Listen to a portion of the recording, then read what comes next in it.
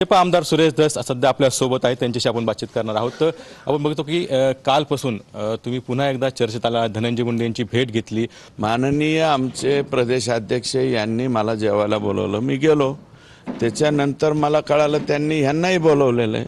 तिथं आम्ही बसलो अर्धा पाऊण तास। पण मला वाटतं काल आमचे म्हणजे प्रदेशाध्यक्ष बोलले, आज सुद्धा बोललो। बावनकुळे साहेबांनी सगळंच खुलं केलं ना। त्यांनी क्लिअर हे गुपचूप कशाची 9:30 वाजता मंत्रालयाच्या समोरच्या बंगल्यामध्ये मंत्र्यांच्या अहो रात्री 1:30 वाजेपर्यंत तिथं लोक असतात। संध्याकाळी 9:30 वाजता काय गुपचूप भेट होऊ शकते काय? तो पण रात्री 11, 11:30, 12, 12:30 पर्यंत मंत्र्यांना लोक भेटत असतात। आणि बाहेर 50-100 माणूस होता ना त्यांच्या बंगल्याच्या, त्यात आम्ही भेटलो। आणि त्याच्या बाबतीत मला वाटतं अंजली दमानी या ताईंनी स्टेटमेंट पण केलं होतं। परंतु त्या बैठकीमध्ये मी माझ्या गोष्टीवरती माझ्या भूमिकेवरती ठाम राहिल्यामुळे मी त्या बाबतीत स्टेटमेंटच दिलं नाही। पण अंजली दमानी एकाच गोष्टीमध्ये स्टेटमेंट द्यावा असा काय रूल आहे काय? आणि आता 1-2 दिवसामध्ये कळेल ना।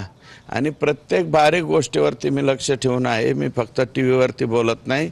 हे जे कोणी वायभाषे ते केदार जे नावं आत्ता त्या लेकरांनी घेतलेले धनंजयनी, त्या सगळ्यांचं कागदावरती आणण्याचं काम, SITला प्रत्येक वेळी फोनवर बोलायचं काम, सरकारी वकिलाची नियुक्ती, प्रत्येक बाबीमध्ये सुरेश धसचं पत्र आहे।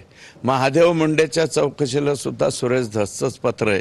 सुरेश धस नुसतं टीव्हीवरती बोलत नाही तर सगळं व्यवस्थित काम करतो। आणि मी जास्त हे पहा